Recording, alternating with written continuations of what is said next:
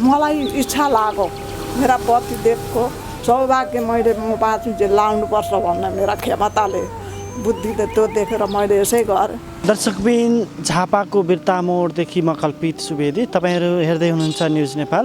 सामान्यतया श्रीमान बित्दाखेरि उहाँको बितेको श्रीमानको श्रीमतीले सेतो कपडा लाउने, चुरा फाल्ने र सिउँदो पखाल्ने चलन नेपाली समाजमा चलिरहेको छ। तर ठिक त्यसको विपरीत प्रधानमन्त्रीको जिल्ला झापाबाट एउटा अनौठो खबर बाहिरहेको छ। दर्शकबिन यो सिन्दुर पोते फाल्दैमा रीतिरिवाज बिग्रिन्छ भन्ने छैन। मैले अघि भनिसकेँ तपाईँको अग्नि साँची राखेर चाहिँ तपाईँको जन्ती साँची राखेर समाज साँची राखेर चाहिँ लगाइदिएको चाहिँ सिन्दुर र पोते हुन्छ। त्यो भनेको एउटा प्रसादको रूपमा दिएको हुन्छ। त्यसलाई फाल्नु भनेको विकृति बिगार्नु होइन क्या, त्यो फालेर विकृति चिज अझ बिग्रिन्छ। एकजना आमाले आफ्नो श्रीमान बितिसकेपछि मेरो श्रीमानले दिनुभएको हो चुरा पोते सिन्दुर म पखाल्दिनँ र समाजले पखाल्दिन पाउँदैन, फुटाल्न पाउँदैन भनेर उहाँले चाहिँ श्रीमानलाई लगेर घाटमा जलाइसकेपछि फेरि आफूले लगाएर फेरि घर आउनुभएको छ। दर्शकबिन एक्कासी अब आफैलाई आइपऱ्यो, अरूलाई नै कोही गरौँला यो ल्याउँला यस्तो होला भन्ने मलाई लागेको थियो। तर आज मलाई अचानक आफै आइलाग्दाखेरि यो मेरो आत्मादेखि नै अब बाबाआमाहरू भोकै बसेर सबै जन्तीहरू साँची राखेर देवी देवताहरू सबै साँची राखेर हामीहरूले त्यो सिन्दुर पोतेको कर्म आफ्ना पतिले दिएको हो। पति हुँदाखेरि पतिले दिएको सौभाग्य लाउनुपर्छ भन्ने मेरो भित्र आत्मामा छापियो र पतिले दिएको सौभाग्य चाहिँ फ्याँक्नु हो भने हाम्रो पनि त थर पनि हट्छ, आफ्नो गोत्र पनि हट्छ, आफ्ना छोराछोरी नाति नातिना सबै छन्। तर अब त गोत्र थर पनि हट्छ होला। यो आफ्नो सौभाग्य अरूले दिएको त होइन, पतिले दिएको। आफू पतिभर्ता भएर बस्दा चाहिँ फ्याँकेर बस्नु चाहिँ राम्रो होइन भन्ने मेरो आत्माले अठोट गर्यो। बुवा बित्नुभयो, आज 4औं दिन भयो। त्योभन्दा अगाडि बुवाले चाहिँ आमालाई चाहिँ मैले दिएको प्रसाद हो, तँलाई मैले 11 वर्षको उमेरमा बिहा गरेर ल्याएँ। आज 61 वर्षको उमेरमा बुवा बित्नुभयो। बिचमा बुवा आमाको चाहिँ आकस्मिक बुवाले आमालाई केही कुराहरू भन्नुहुँदो रहेछ, यदि कोही बितेँ भने म बितेँ भने मभन्दा अगाडि त बितिनुहोस् होला सायद, म अगाडि बितेँ भने मैले दिएको प्रसाद स्वरूप तँलाई सिन्दुर र पोते जुन साँची राखेर जन्ती साँची राखेर लगेर भगवान् साँची राखेर अग्नि साँची राखेर तँलाई दिएको यो चाहिँ प्रसाद हो है। यो प्रसाद चाहिँ तैँले समाजले जेसुकै भनोस् वास्ता नगर्नु, तैँले मेरै लागि भए पनि यो सिन्दुर पोते चाहिँ तैँले घाटमा पनि नखोल्नु है। तेरो जिन्दगीभरि चाहिँ यो पहिरिनु भन्नुभएको रहेछ। अहिले आमाले गरेको देख्दाखेरि हामीले सिन्दुर पोतेको भेल्यु धेरै जान्यौँ, धेरै बुझ्यौँ। फेसन होइन रहेछ सिन्दुर पोते हाम्रो सौभाग्य रहेछ भनेर हामीले आज बुझ्यौँ। कुसंस्कारहरू चिर्नुपर्छ भन्ने मान्यता बोक्नुहुने आमाको लाई आज यो मिडियामा प्रस्तुत गरेका छौँ। यो भिडियो धेरैभन्दा धेरै सेयर गरिदिनु होला र जुन समाजमा चलेका विकृति विसङ्गति हटाउनको निम्ति सहयोग गरिदिनुहुन्छ भन्ने आशा राख्दै आउनुहोस् आमासँग केही कुराकानी गरौँ। हजुरको नाम चाहिँ के? मेरो नाम रेणुका नेपाल। हजुर चाहिँ उहाँको छोरा हुनुहुन्छ होइन? हजुर, मेरो नाम दीपक नेपाल हो। म जेठो छोरा हुँ। हामी दुई दाजुभाइ हौँ। म जेठो दीपक नेपाल, भाइ छ कान्छो रुद्र नेपाल। जस्तो कि अब श्रीमान बितेको अब 4 दिन मात्रै भएको छ होइन? तपाईँको हातमा चुरा छ, रातो चुरा होइन? त्यस पछाडि सिउँदोमा सिन्दुर छ। नेपाली समाजमा चाहिँ अब श्रीमान बितिसके पछाडि चुरा फुटाउनुपर्छ, सिन्दुर चाहिँ फाल्नुपर्छ भन्ने एउटा परम्परा छ। तर तपाईँको सोच अलिकति परिवर्तित छ। फेरि आमाको सोच चाहिँ खासमा यो सोच चाहिँ तपाईँको अलिकति परिवर्तित सोच चाहिँ कसरी आयो आमा? यो अब हुन त अब हामी दुईजनाको विवाह अब म 11 वर्ष मेरा पति 14 वर्षको हुँदा हाम्रो विवाह भयो। हजुर। अनि त्यहाँबाट यता अब सङ्घर्ष गर्दै आयौँ। आजभन्दा अगाडि 15 वर्ष अगाडिदेखि अब दुनियाँका कुराहरू जबरजस्ती फुटाउनाले गर्दा र आफैले सोचेर हित सोचेर आउँदाखेरि अब यो महिलाहरूलाई दिएका सिन्दुर पोतेहरू त आफ्ना पतिले दिएको हो। बाबाआमाहरूले त्यति कर्म गरेर हामीलाई सिन्दुर पोते लगाइदिएको आफ्ना पतिले, अरूले लगाइदिएको होइन, आफ्ना पतिको हो भने अब यो आफ्नो सौभाग्य चाहिँ आफू बाँच्नु जेली रहनुपर्छ भन्ने मलाई आँटा आयो, मलाई आत्मामा खिच्यो। र अनि हामीहरू दुईजना 10-14 वर्ष र 13-11 वर्षकामा त्यस्तो भयो। त्यतिखेरदेखि हुँदै मैले देखेको पनि छैन, पढेको पनि छैन, मैले राजनीति गरेको पनि छैन अहिलेसम्म। र मलाई 15 वर्ष अगाडिदेखि यस्ता खालका मनमा छापिँदाखेरि अन्त गएर यस्ता आवाजहरू मैले निकालेँ ठाउँमा गएर, कहीँ कता कता आवाज निकालेँ। तर मेरो आवाजलाई कसैले हो भने, कसैले चुप्पा लागे होइन गलत हो भन्नेपट्टि गएँ। तर मैले मेरो ठाउँमा मेरो आवाज निकालेँ, तर त्यो लागु हुन सकेन आजसम्म भने। अब मलाई एक्कासी अब आफैलाई आइपऱ्यो, अरूलाई नै केही गरौँला, यो ल्याउँला, यस्तो होला भन्ने मलाई लागेको थियो। तर आज मलाई अचानक आफै आइलाग्दाखेरि यो मेरो आत्मादेखि नै अब बाबाआमाहरू भोकै बसेर सबै जन्तीहरू साँची राखेर, देवी देवताहरू सबै साँची राखेर हामीहरूले त्यो सिन्दुर पोतेको कर्म आफ्नो पतिले दिएको हो। पति हुँदाखेरि पतिले दिएको सौभाग्य लाउनुपर्छ भन्ने मेरो भित्र आत्मामा छापियो। र पतिले दिएको सौभाग्य चाहिँ फ्याँक्नु हो भने हाम्रो पनि त थर पनि हट्छ, आफ्नो गोत्र पनि हट्छ, आफ्ना छोराछोरी नाति नातिना सबै छन्। तर अब त गोत्र थर पनि हट्छ होला। यो आफ्नो सौभाग्य अरूले दिएको त होइन, पतिले दिएको। आफू पतिभर्ता भएर बस्दा चाहिँ फ्याँकेर बस्नु चाहिँ राम्रो होइन भन्ने मेरो आत्माले अठोट गर्यो। आफ्नैले त्यसो भन्नु अनि मेरा पतिलाई मैले आफै कुरा गरेँ। अनि गर्दाखेरि भन्नुभयो उहाँले, अब त मभन्दा अगाडि त मर्न मेरो अधिकार त पाउँदिनस्, त बाइचान्स मै अघि मऱ्यो भने चाहिँ तैँले यो कुरो लाग्नु, तैँले समाजले भोलि बा के गर्छ कि बा तँलाई केही करकापमा पार्छन् कि, तर तैँले नगर्नु त्यस्तो भनेर उहाँले वचन पनि दिनुभयो, धेरैपल्ट दिनुभयो। मैले त्यस्तो आवाजहरू बाहिर फेर निकाल्दाखेरि मलाई उहाँले त्यस्तो पनि भन्नुभयो। र मलाई यो भित्र के भयो मलाई भित्रैदेखि त्यस्तो होइन, यो हाम्रो गलत काम हो। कागले कान लगो भन्दाखेरि कागतिर कुदेर कान नथामी कुद्दाखेरि आफ्नो सौभाग्य फ्याँक्न चाहिँ यो राम्रो काम होइन भन्ने मेरा मनले सोच्यो। र अब यो महिलाहरूलाई अब कोही त भर्खरका दिदीबहिनीहरू, कोही हदवंशीहरू, कोही बुढीहरू अब पतिहरू मर्छन्। त्यस्ता ठाउँमा महिलाहरूलाई अब एक्कासी यस्तै अचानक जसलाई पनि आइलाग्छ, त्यो आउँदाखेरि अब कस्तो अवस्थामा, कस्तो टेन्सन भएको अवस्थामा पुरुषहरू मरेर जान्छन्। त्यो अवस्थामा हामी नै दिदीबहिनीहरू अब त्यस्ताले आफै हाम्रा दिदीबहिनीहरूलाई हामीले लगेर त्यस्ता अवस्थामा पनि सोच्न सम्झिन नदिकन लगेर ढुङ्गाले हातमा हानेर चुरा फुटाइदिन्छन्, जबरजस्ती पोते छिनाइदिन्छन्। त्यसले थाहा पाइसकेको हुन्छ, लगेर ढुङ्गा लाउँछ। अनि त्यो हुँदा मलाई त्यो एकदम गलतै हो भन्ने लाग्यो। किनभने आफ्नो पतिले दिएको हो सौभाग्य अरूले उकाल्ने, अर्काको सौभाग्य होइन, आफ्नो पतिले दिएको सौभाग्य चाहिँ अरूले कसैले पनि फुलाउने फुकाउने अधिकार हुँदैन भन्ने मेरो मान्यता छ। किनभने जबरजस्ती गरेर त्यो आफ्ना खुसीले म लाउँछु, म यहाँ फ्याँक्छु भनेर महिलाहरूले त्यसरी आफ्नो निर्णय गरेर आफ्नो मनले नै भरे फ्याँक्न मन लागे आफै खोलेर फ्याँक्छन्, लाउन मन लागे आफै लाउँछन्। त्यस्तो हिसाब किताब हुनुपर्छ, त्यस्तो खालको लागु हुनुपर्छ।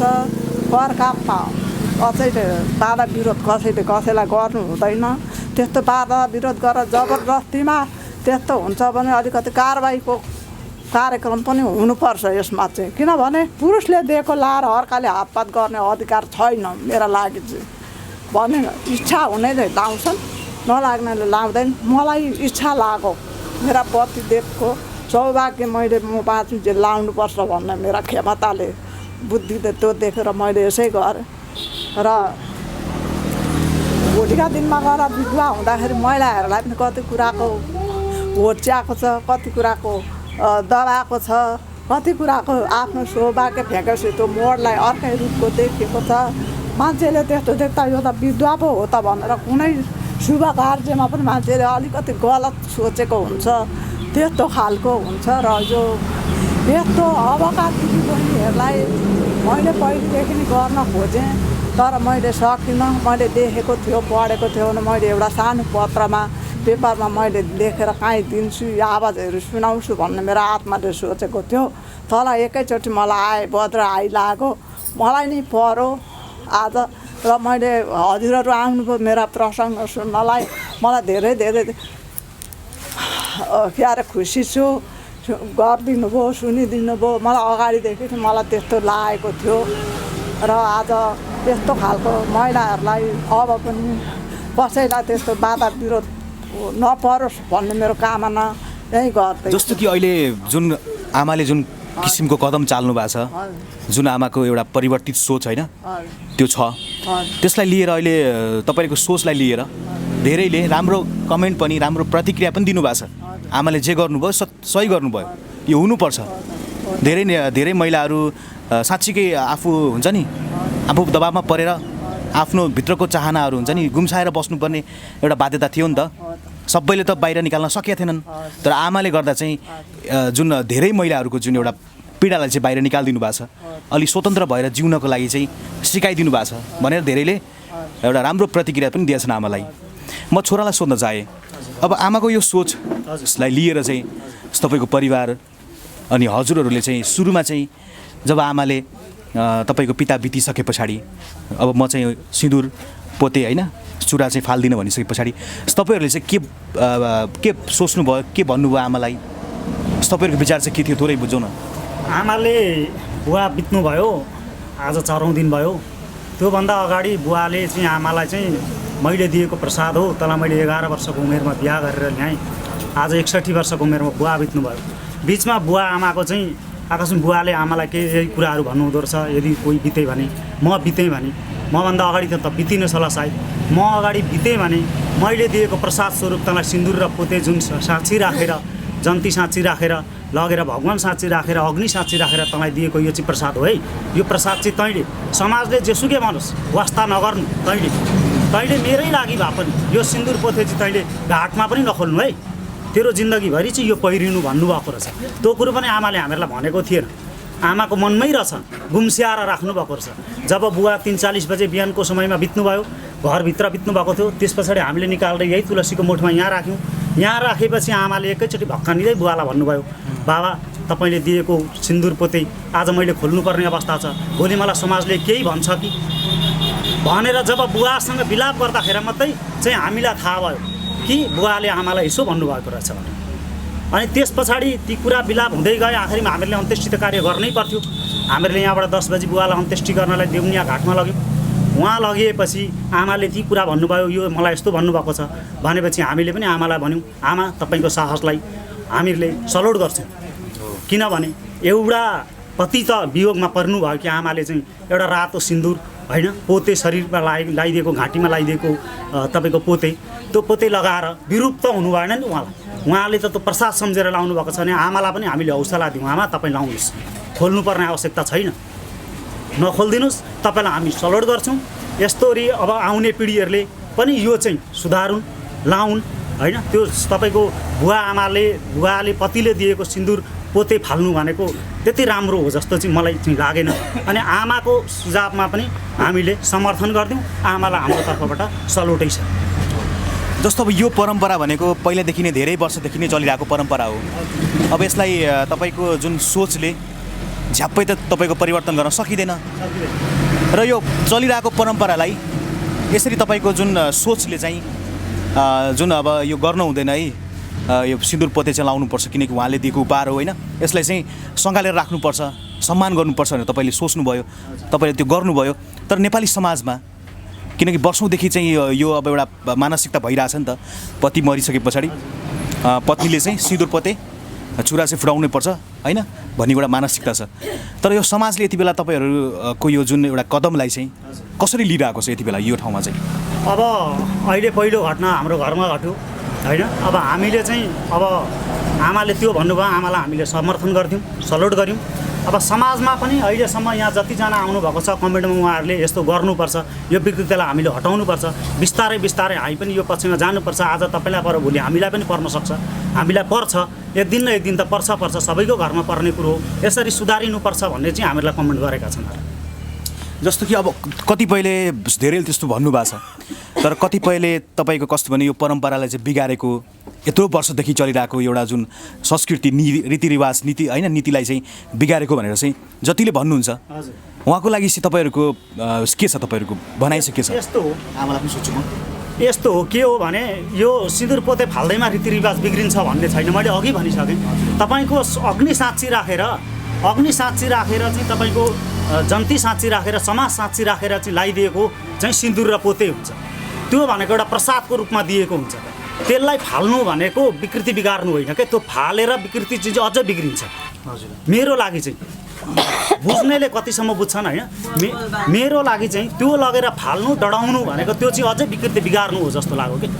त्यसलाई सँगालेर राख्नु, आफ्नो जीवनभरि राख्नु भनेको त्यो प्रसाद स्वरूप हो जस्तो लाग्छ। अब समाजले कसरी बुझिदिन्छ भरसक मेरो पनि सिद्धान्त के हो, समाजले चाहिँ त्यसरी नबुझिदियोस् होइन, समाजले चाहिँ एउटा राम्रो उसलेमा सोचिदियोस्, अब समयमा सचेतना होस् भन्ने कुरो भन्न चाहन्छु। नयाँ पुस्तालाई पनि अब हामीले आफूले दिएको, श्रीमानले दिएको जुन हामीले अग्नि साँची राखेर अब हुन्छ नि, अब जन्तीलाई लगन भयो, पोते हामीले पोते लगाउँदाखेरि कतिचोटि लगन भयो, जन्ती तयारी, यो के अरे के तयारी भनेर धेरैवटा भात खब्रे तयारी, दुनियाँ खाओलाई तयारी भनेर सबैलाई साँची राखेर अब चाहिँ शुभ लगन भयो भन्दै जब पोते पहिराइन्छ, त्यस्तो शुभ लगनलाई हामी यो असली लास्टमा आएर अशुभ घडिया, यो त शुभ भए पनि यो त जानै पर्ने हो, तर पनि नराम्रो भए पनि उहाँ नरहे पनि उहाँको हामीले एउटा चिनो स्वरूप, एउटा उहाँ हुँदै जस्तो अनुभव गराउनलाई, आफूलाई आँट हौसला पाउनको लागि पनि हामीले यो कदम गर्नुपर्छ र हामीले एकैचोटि समाजमा नसके पनि बिस्तारै हामीले बदल्नुपर्छ भन्ने हाम्रो श्रीमानले जुन समाजमा चाहिँ तपाईँहरू चाहिँ के कस्ता कुराहरू आइरहेका छन्, जुन आमाले जुन कदम चालिराख्नु भएको छ होइन, जुन यो परिवर्तन गर्नुपर्छ भनेर यो गर्दै समाजमा चाहिँ के कस्ता कुराहरू आइरहेका छन्? अहिलेसम्म चाहिँ त्यस्तो खालको नराम्रो नकारात्मक कुराहरू आइरहेको छैन। जुन दिदी बहिनीहरू आउनुभएको छ, जे गर्नुभयो दिदी, जे गर्नुभयो आमा, हजुरले राम्रो काम गर्नुभयो, हिजो हामीले नजानेर गरेका छौँ, तर यो साह्रै गर्नुपर्ने काम गर्नुभएको छ, तपाईँले धेरै ठुलो राम्रो काम गर्नुभयो, सबैको आँखा खोलिदिनु भयो। यो श्रीमानले लगाइदिएको प्रसाद हामी कुनै पनि दिदी बहिनीले नफ्यालौँ, यो फ्याल्नु हुँदैन। अबदेखि तपाईँले यो आँट हौसला दिनुभयो, पहिलो कदम चाल्नुभयो, अब हामी अरूलाई पनि, अरू आउने पिँढीहरूलाई पनि र हुँदै गर्ने अरू भइरहेका दिदीबहिनीहरूलाई पनि तपाईँले गर्दा धेरै सजिलो भयो भनेर धेरै आमालाई चाहिँ हजुर यस्तै पक्कै पनि हामी चाहिँ थोरै अब बुहारीहरूसँग पनि जोडिन चाहन्छौँ।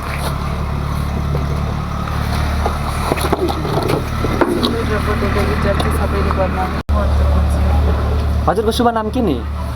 हिन्दू नेपाल। कुन बुहारी चाहिँ हजुर? म जेठी बुहारी। जुन एउटा दुःखको घटना घटेको छ हजुरको घरमा होइन, तपाईँसँग जुन यो कुरा त गर्न नपर्ने थियो होइन, तर चाहिँ हजुरको आमा भनौँ न होइन, सासूले चाहिँ जे कदम चालिराख्नु भएको छ त्यो कदम चाहिँ जुन पछिल्लो समयमा चाहिँ यो समाजले चाहिँ परिवर्तन गर्नुपर्छ भनेर अठोटका साथ लागिराख्नु भएको छ। जुन यो आमाको चाहिँ यो कुरा देखिसकेपछि, जुन यो चलन देखिसकेपछि अनि जुन यो आमाको कदम देखिसकेपछि तपाईँलाई कस्तो लागिरहेछ? हामीहरूलाई धेरै राम्रो लागिरहेछ। मेरो ससुरा बुवाले जे भए घर परिवार हामीहरूलाई बिर्सेर गए पनि सदाको लागि मेरो आमाले त्यो सम्झना लिएर हामीलाई हौसला लागिरहेछ। आज आमाले सिन्दुर पोते उहीँ फुटाउनु भएको थियो भने हामीहरूलाई साह्रो, आमालाई सम्हाल्न गाह्रो पर्थ्यो, तर त्यही सिन्दुर पोते हेरेर पनि भोलि आमाले मन बुझाउनुहुन्छ भन्ने मलाई आशा लागेको छ। जुन यो आमाले गर्दै गर्दाखेरि चाहिँ तपाईँले चाहिँ जुन आमालाई चाहिँ सपोर्ट गरेर होइन यसरी गरिराख्नु भएको छ होइन, आमाले राम्रो काम गरिराख्नु भएको छ भन्दै गर्दाखेरि चाहिँ तपाईँको चाहिँ टोल होइन छरछिमेकबाट चाहिँ के कस्ता कुरा आएको छ हजुरसँग? छरछिमेकबाट अहिलेसम्म हामीहरूले सुनेअनुसार त राम्रै भनिरहनु भएको छ। अब पछाडि केही नराम्रो भन्नुहुन्छ भने हामीले सुनिरहेको छैनौँ। अब अहिलेसम्म त राम्रै भन्नुभएको छ। जे भए पनि एउटा पतिले दिएको प्रसाद हामीहरूले माइत आमा बुवा परिवार सबै छोडेर हामीहरूले अर्काको छोरा आफू अर्काकी छोरी भएर बन्धन बाँधिसकेकोले भोलि गएर पति केही हुँदा पनि यो सिन्दुर पोते चाहिँ नफाल्नु पर्ने रहेछ। हामीहरूले पति गए पनि हामीहरूले बाँचुन्जेल पतिको प्रसाद स्वरूप मानेर हामीहरूले राख्नुपर्ने रहेछ भन्ने आज मेरो सासू आमाले गर्दा हामीहरूको आँखा खुलेका छन्। अब आउनेहरूले पनि यस्तै गर्नु हुनेछ भन्ने लागिरहेछ मलाई। ठिकै छ, अब हामी चाहिँ अर्को एकजना बुहारी हुनुहुन्छ, कान्छी बुहारी होला, मसँग थोरै जोडिन चाहन्छु। अहिले आमाले गरेको देख्दाखेरि हामीले सिन्दुर पोतेको भेल्यु धेरै जान्यौँ, धेरै बुझ्यौँ। फेसन होइन रहेछ सिन्दुर पोते, हाम्रो सौभाग्य रहेछ भनेर हामीले आज बुझ्यौँ। जे भने पनि आमाले हामीलाई धेरै ज्ञान दिनुभयो। आज हाम्रो हरेक महिलालाई एउटा इक्जाम्पल जस्तो भइसकेको छ यो। अब हामीले चाहिँ के गर्नुपर्छ होला जस्तो लाग्छ, जुन यो नयाँ पुस्ताहरू हामी छौँ नि होइन, हामीले पनि यसै गर्नुपर्छ।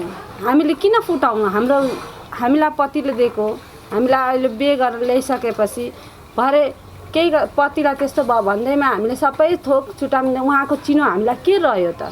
खालि सिउँदो मात्र त होइन नि, कि हाम्रो थरै चेन्ज गर्नु पर्यो। फेरि उहाँले सिन्दुर पोते उहाँको खोसिसकेपछि हाम्रो थरी पनि चेन्ज गर्नै पर्यो। त्यसो भए त्यही भएर आमाले जे गर्नुभयो हामीलाई खुसी लागेको छ।